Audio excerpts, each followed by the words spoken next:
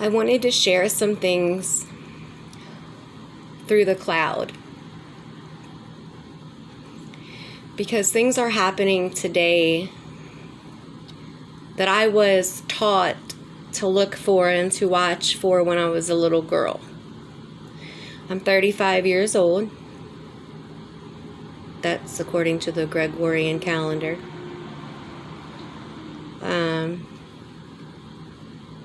And right now where we are heading is straight into hell. The 1,000 years has been lifted and loosened and unleashed. It's happening. If you flip that 2021 upside down, you will have 1707 minus the 0, you have 177. The 2s, if you put a line through it, it could be a 7 upside down. And you know, it's been 177 years exactly to the 2021 timeline that Mary Magdalene was born.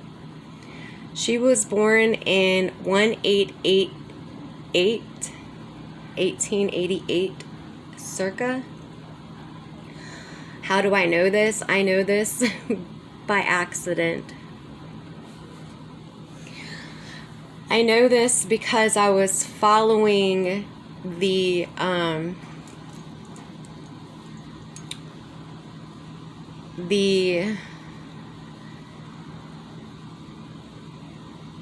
tree of my family, of whose last name I have by birth, by certification.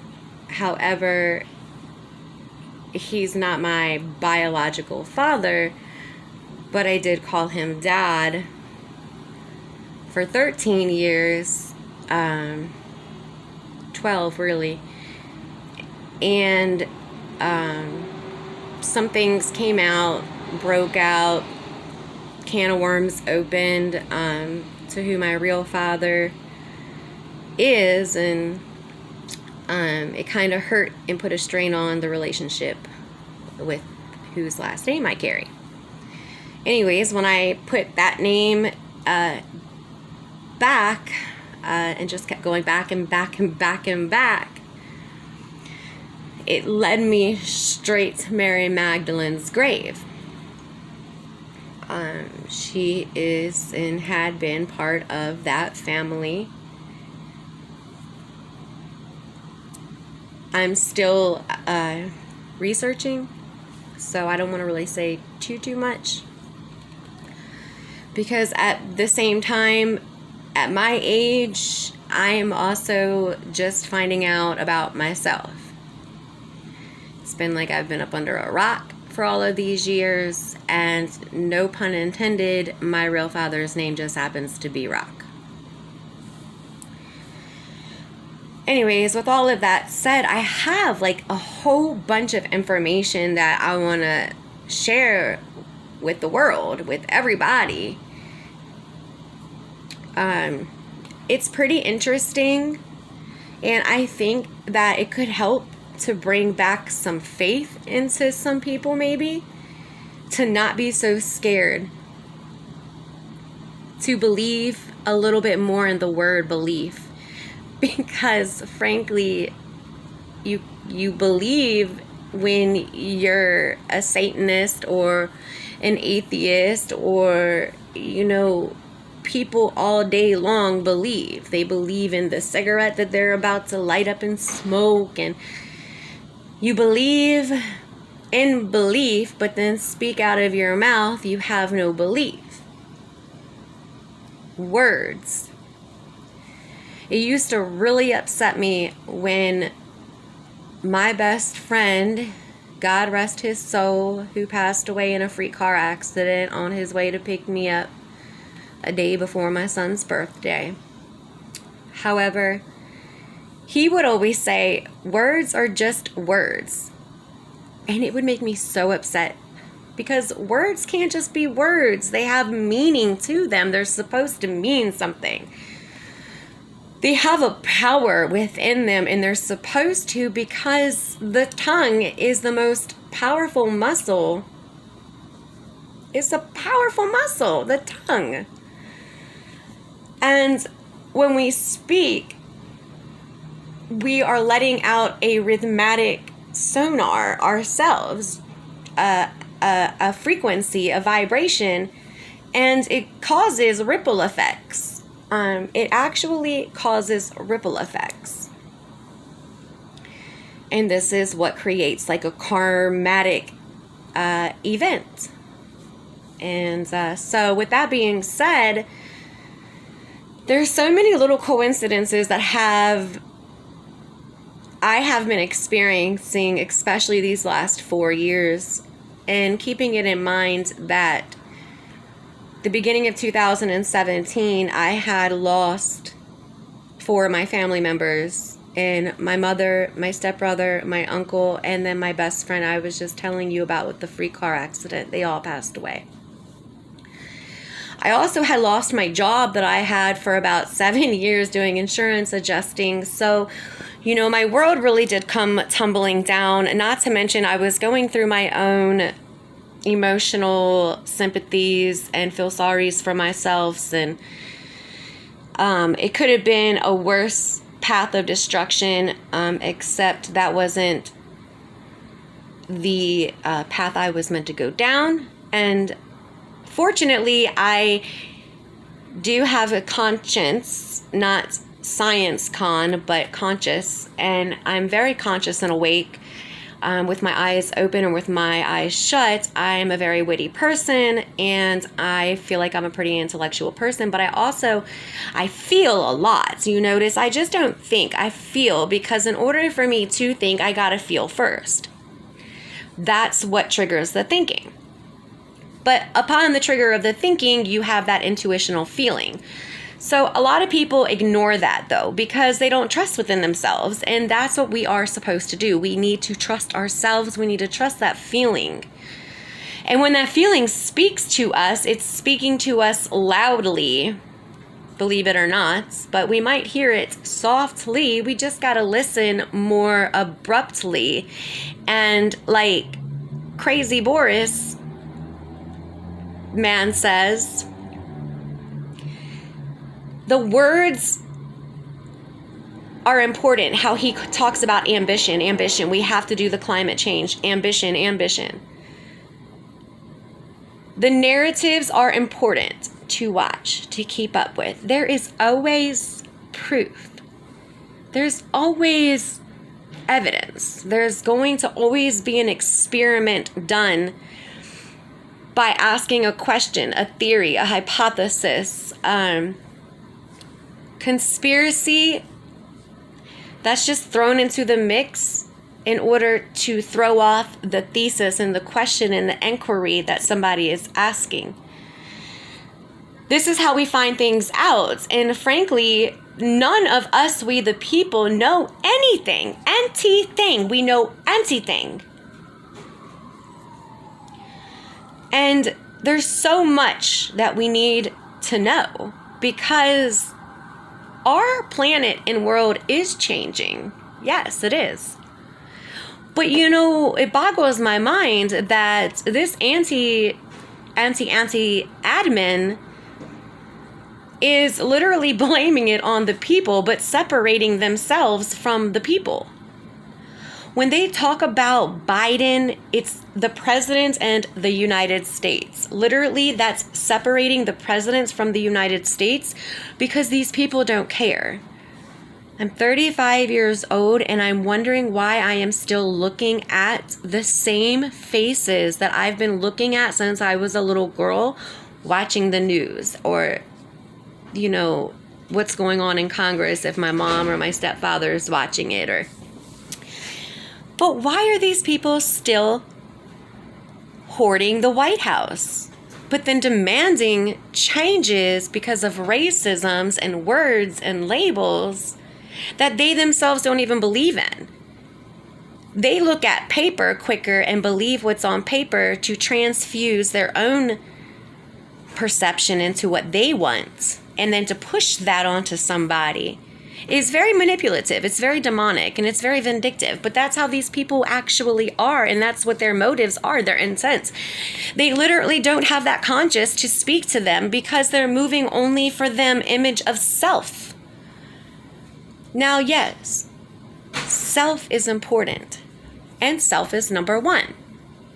But in order for self to be number one, you have to balance yourself with number two.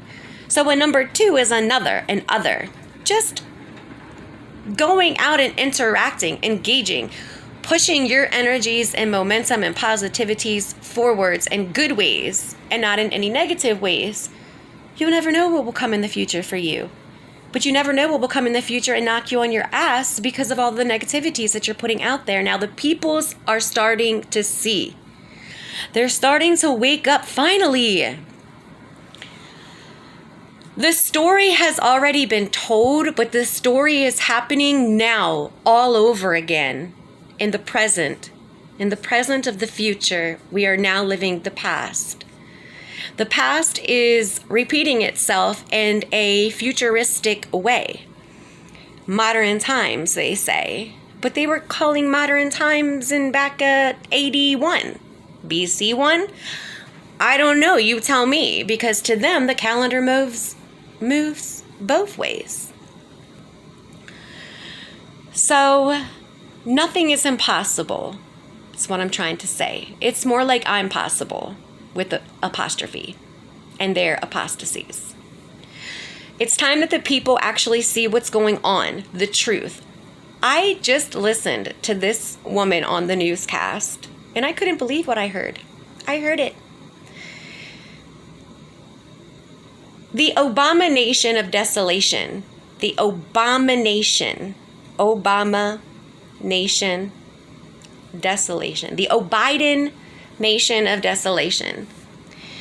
You know, and what he was saying that this lady pulled from his term, from Obama's term, says it all.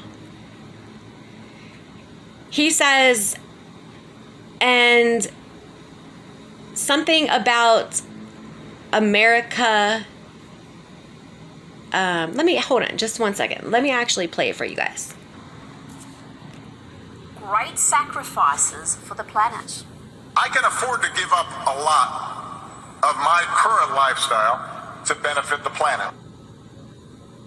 Let me guess, Obama is prepared to stay in these modest sticks for the sake of humanity. Now he's saying this at the G20 summit, that he's willing to give up and sacrifice his life. Which will be built also on the site used for the 1980s TV show Magnum P.I.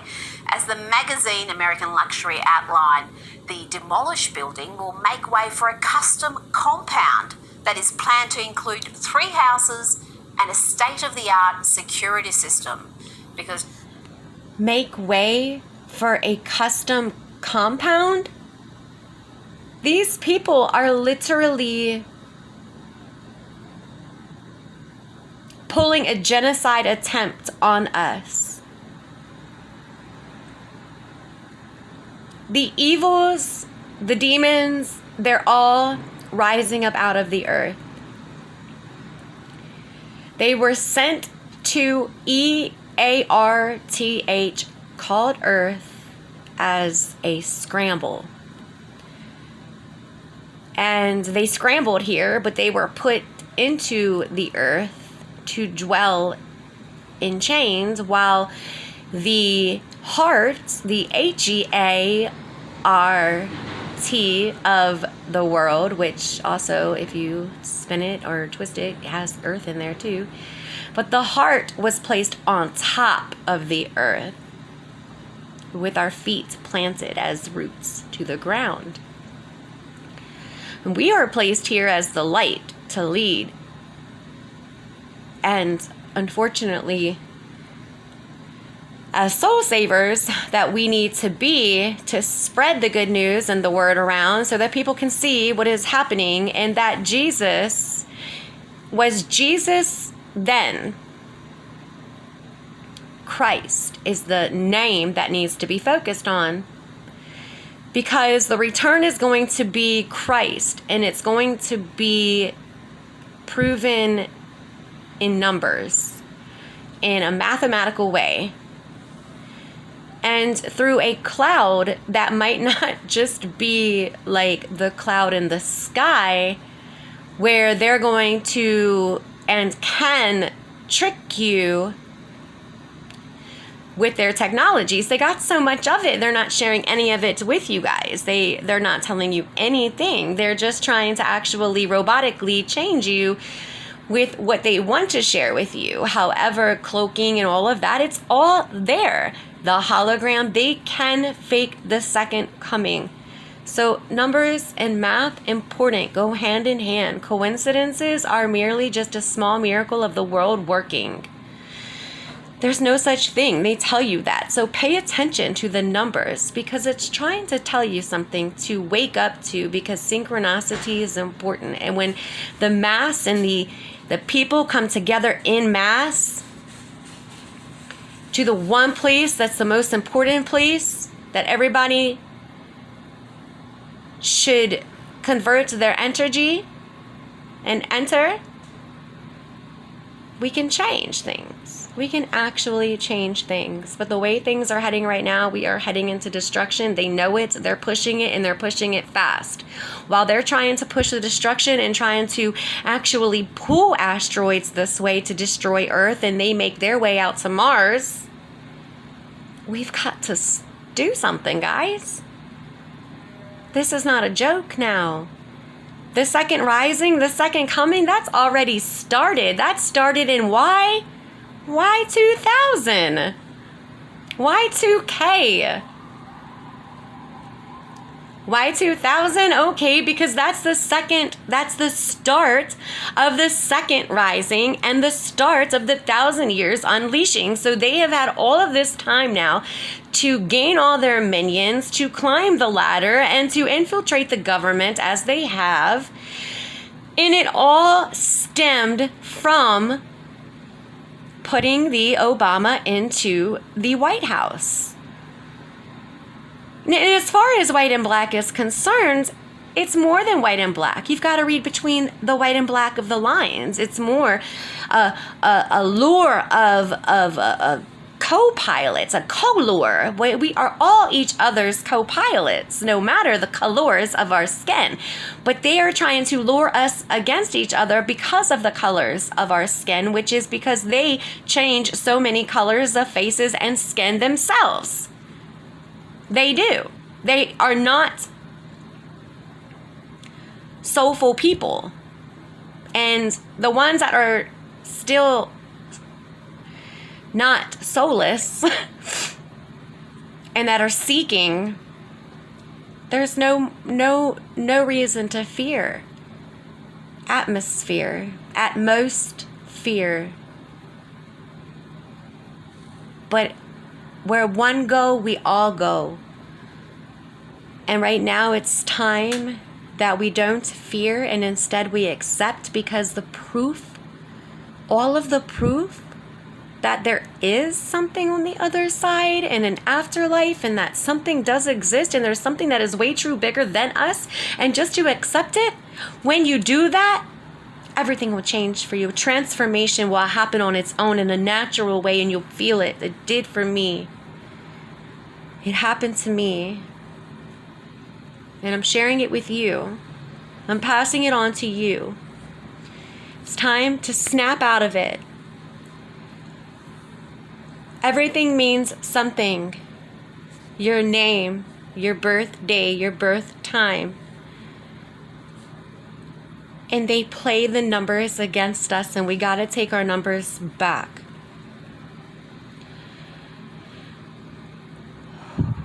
We need to synchronize ourselves in a mass, in a location. Like this song, me, or tell me your location. Yeah. The nation's capital, I am so disappointed with. Trillions of dollars. And for heaven's sake, there shouldn't be not one single homeless person that can call themselves a homeless without a place to go for a home, a roof. Shouldn't be. There shouldn't be not one. Because anytime that comes up and happens in somebody's life, as it did mine, when I lost all of my family and my job, and it was really hard. And you know, things cost money, and I'm very not an entitled person, and I come from a family that actually was very entitled.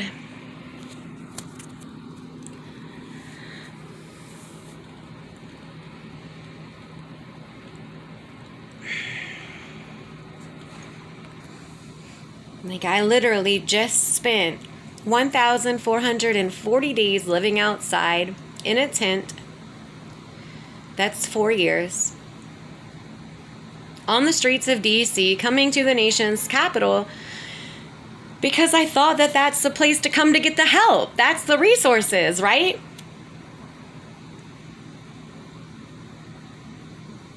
Nope.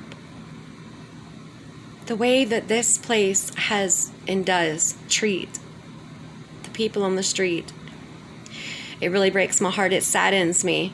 These are the same people that are saying, here, I'm here to help you. And yeah, do you need an apartment and fill this paperwork out? And do you got these mental problems? Because if you do, then that definitely guarantees you for a place. But you can't just be homeless and not be homeless and not have mental problems, or just be sleeping on the street just because no, you must have a mental problem if you're sleeping on the street. And no, that's not true. I chose the street over the shelters. I tried the shelters. No, those are horrible places. When people are actually trying to get away from drugs and they're trying to change their life around, they can't be amongst the drugs and the choices of other people. They got to really focus on themselves, because to each their own. To each his own. To each her own, to each their own. But among ourselves, we need to pay it forwards. That's not to say in retrospect of monetary dollars, that green paper money.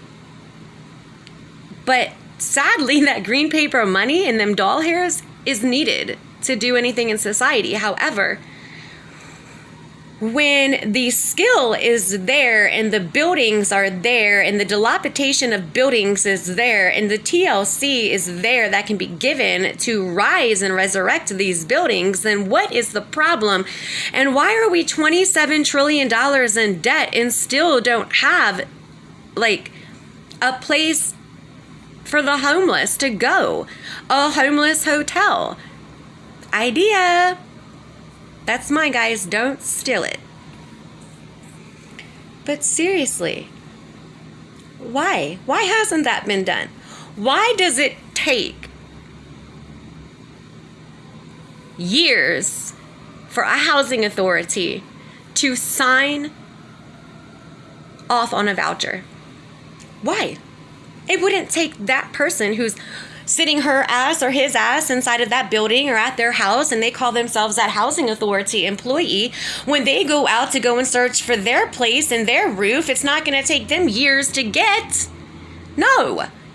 They would be in their home, that roof, with shelter within a week or two, maybe a month at the most. What is going on? Where is the money going? What is happening? Why are these people still out here like this? I feel horrible that I have spent just 4 years out there. These people berated me and my other half, who just so happened to be a brown boy, so badly. He's been out longer than me.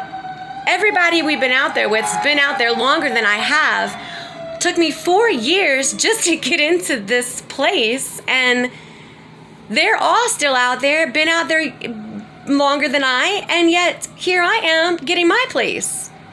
Now, I would say that that is something that is wrong. But you know, I brought a lot of attention to this when I was out there because it was breaking my heart so bad. I brought so much attention to this. People didn't like us. People was calling the mayor of DC, who claims that she wants to end homelessness, was her motto in the beginning of her running. But how ignorant is that? First of all, she hasn't even done a damn thing. What she does is she organizes teams and set up these little team members and calls them outreach that don't do no outreach or help. Seriously, they just go around to obtain a consensus on these people so that they can bring them back to the mayor, and the mayor can have her little officials look up everybody to see what their records are like and then have them watched by the police and harassed all the time. She literally entertains these calls when people or her constituents call and say, there's somebody that is sitting her ass too long on the sidewalk and I don't like how it looks and I need you to come and do something about it. The mayor literally entertains these calls. But then she yells, put an end to homelessness, and you can't put an end to something when you don't know when it's going to begin. When it's going to start. It's not like I woke up one day and said, well, I'm going to be homeless today. Yep. No. It's a trickle effect. Like, it literally can happen so quickly. And then you're looking around like, Jesus, I have no more family. I have not even friends because I haven't hung out with any of my friends since I was in high school. I'm 35 years old now. I just lost my job. It was just me and my boss. I have nobody to call. Where am I to go? What am I to do? It leaves me no choice but to go to a shelter. And then the shelter, they want to hound you for mental condition, this and that, and then put you on to everything with the government, get you hooked up with the government to push their... I don't even understand this for real because it's so appalling to me. Literally, the expansion, first of all, of the government has gone so absolutely absurdly too far. Every day there is an act, a bill, a law, something that's being pushed through, put through, and nobody is paying attention. Nobody is paying attention or looking these things up because they're so busy in their own lives, and that's okay, and that should be. But not all of this constraints and chains needs to be placed onto the people in a free America. If this is really free America, but you see, it's not. And it hasn't been. They've been fooling us and they've been infiltrating the system and taking over the system since 40 years back ago. Since actually 1789. When they said fuck 1776 and the Constitution. Because when they first came over, they had to be what? Homeless. They weren't under the reign of the queen and the royalties anymore. They couldn't take that. So they come and find new lands. They hear about new lands. And they lived for as long as they could make it. You know, it's fun at first. You are on beaches and new land and there's some trees and it's a big forest and there's a lot of animals and you can kill. And then you come across people that are actually natives of the land. What? But, you know, across in Europe, they're hearing about it. Y'all are going 4 or 5 years. You're okay. You're able to do it. But then what happens? It gets a little more harder and harder and harder. Thought I was ready to die out there come my 3rd year. And all they kept telling me was my name was on a list. Like, is it just one list? And is it sitting somewhere? Like, is it like a list that's moving up? Is it like a piece of paper that's just sitting in a corner? You know, and how often does a list move up? Like, what list? And why is anybody on a list for years to get into a fucking place? That is absurdity. That is absolutely insane. That just goes to show that this is not working. Something's wrong. to have all of our people that are homeless in this world that are homeless, for anybody to have the audacity to even speak one bad thing about a homeless person who's sleeping with a tent, with a blanket, in a box, on the sidewalk, whatsoever, should be ashamed of themselves. They shouldn't be turning to hurt or harm or attack that person. Instead, they should be turning to the government, wondering what the fuck is wrong. What's going on? How is it that we just gave $1 trillion and we have not yet a homeless hotel or something that these people, when they don't want to go to a shelter that is like a dormitory run in a program that forces medications and mental shit over your head and the government onto you, these people need to be able to walk in freely, say, I need a place to rest my head and to clean my ass. And I got children with me, and those people should be able to say, okay, I got a place for you. Just as they hand keys over when they pay for that room with their fake monies. They should be able to hand a key to a cabin or a little unit or a little rinky-dinky even cell that they throw prisoners into, even for somebody to get a little rest, cleanse themselves, and to have that spot where they can raise themselves on how they. And all you do is just provide a little support. Not control. We are not here to control each other. But you know, you guys gave up. You guys couldn't handle it when you came over after 5 years and saying, woohoo, yeah, Europe, we don't need you no more. We're over here and we're calling freedom. And we're going to construct this 1776 declaration and you're going to sign it and you're not going to bother us no more and da-da-da-da-da-da-da-da. But you know what came over is royalties and army men and military and all of that. So they already got the attitude and the ego of you going to listen to me or else. So when that starts to blow out of proportion and then more people starts arriving, things are just chaotic. It's help me Europe again. In 1789, it's, we're going to establish some sort of monetary system here, some sort of a federal centralized thing here.